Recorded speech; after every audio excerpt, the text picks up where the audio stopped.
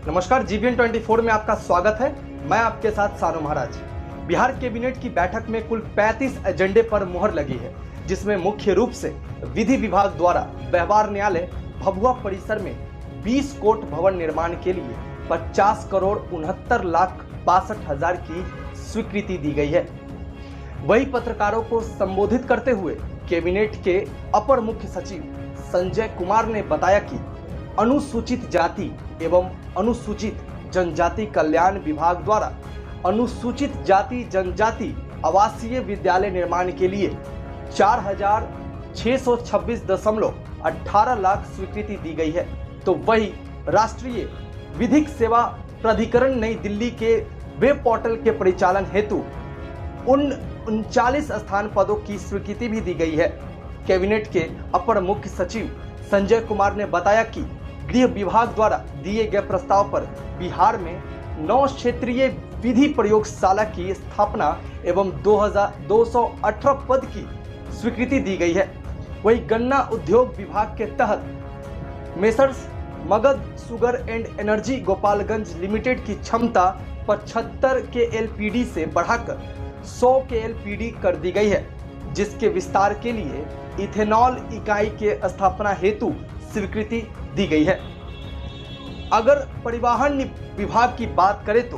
परिवहन विभाग द्वारा प्रस्ताव व्यावसायिक वाहनों के फिटनेस प्रमाण पत्र की वैधता समाप्ति का विलंब शुल्क में कटौती की गई है।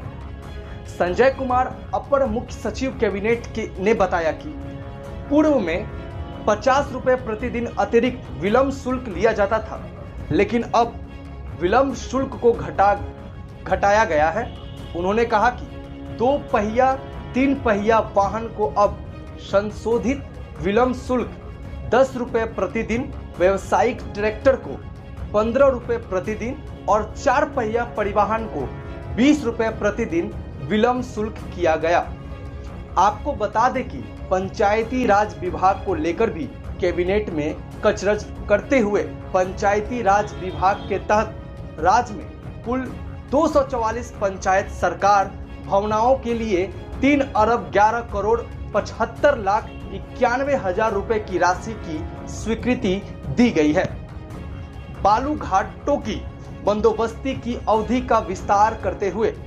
अब 31 मार्च तक समाप्त हो रही बालू बंदोबस्ती को 30 सितंबर 2021 तक बालू बंदोबस्ती की अवधि का विस्तार किया गया। साथ ही पंचायती राज विभाग पंचायत आम निर्वाचन चुनाव 2021 में चुनाव कार्य में प्रतिनियुक्त कर्मियों के हिंसात्मक घटनाओं या दुर्घटनाओं से मौत एवं अपंगता की स्थिति में अनुदान राशि दिए जाने की स्वीकृति दिया गया है।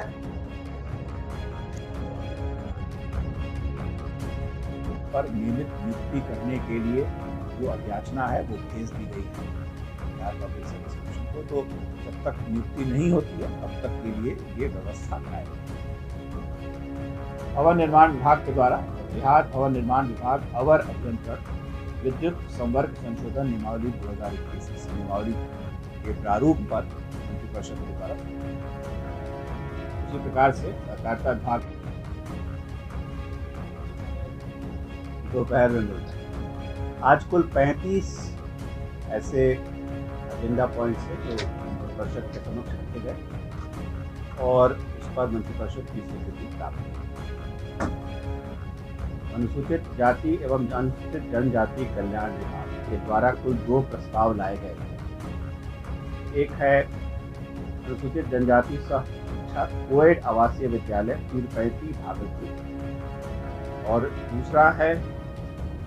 राजकीय अंबेडकर आवासीय विद्यालय। ये दोनों विद्यालय जो हैं 720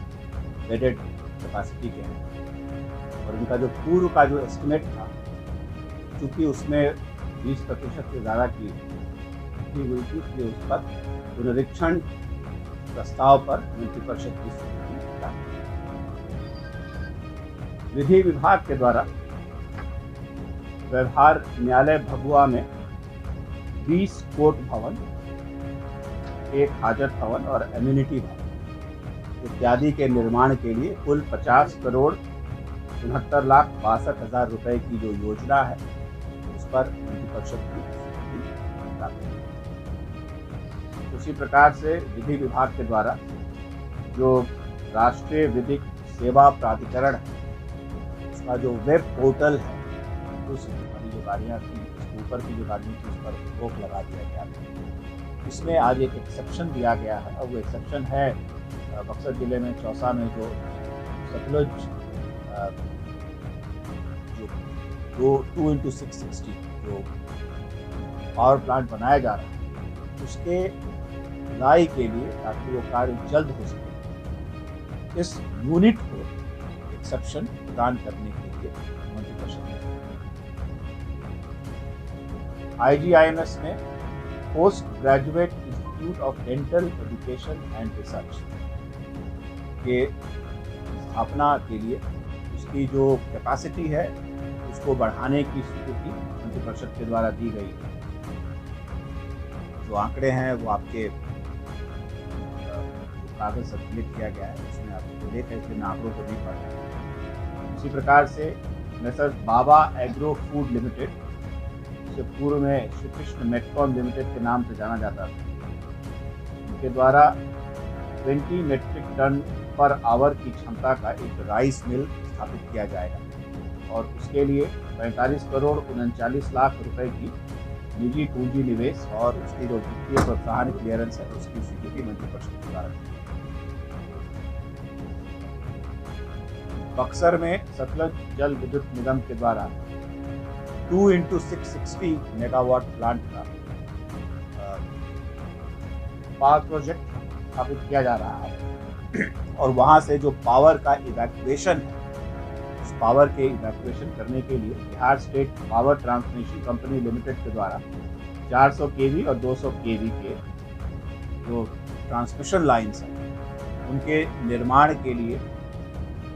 817.35 करोड़ की प्रशासनिक स्वीकृति मंत्रिपरिषद के द्वारा दी गई है, जिसमें 20% इक्विटी के रूप में होगा, और शेष जो 80% होगा वो राज्य सरकार की गारंटी पर जो विभिन्न प्रकार के जो वित्तीय संस्थान हैं वहां से लोन लिया।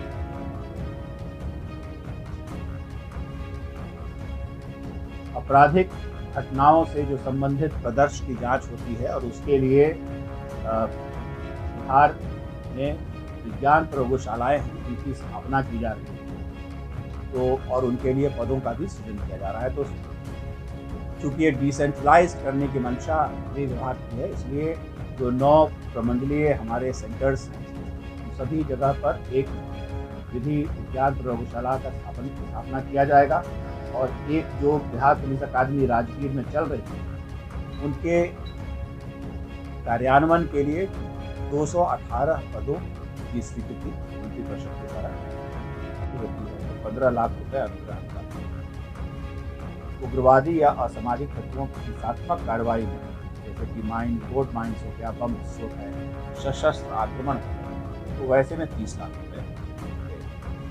स्थायी विकलांगता यथा अंग भंग, अंधापन इत्यादि होने पर 7.5 लाख रुपए। परंतु उग्रवादी या असामाजिक तत्वों की हिंसात्मक कार्रवाई में यदि इस प्रकार की विकलांगता होती है, तो ये राशि दोगुनी करके 15 लाख। और पंचायत निर्वाचन कर्तव्य हेतु कर्मियों के यदि कोविड-19 के कारण मृत्यु होती है, तो भी उनको 30 लाख रुपए अनुदान के रूप में दें। और इसके लिए district election officer, district magistrate होंगे, उनकी स्पष्ट सुरक्षा प्राप्त होगी कि कोविड से ही उनकी मृत्यु हुई है, तब ये राशि दी जा सकती है। और पंचायत निर्वाचन, उप निर्वाचन के अवसर पर सक्षम पदाधिकारी द्वारा निर्वाचन कार्यों में लगाए गए सभी व्यक्ति इससे लाभान्वित।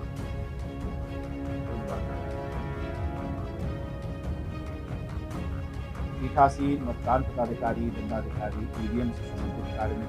इंजीनियर, कर्मी, चौकीदार, ग्राम रक्षा दल के सदस्य, चुनाव के लिए विभिन्न वाहन चालक, वोटर वाहन अधिनियम अंतर्गत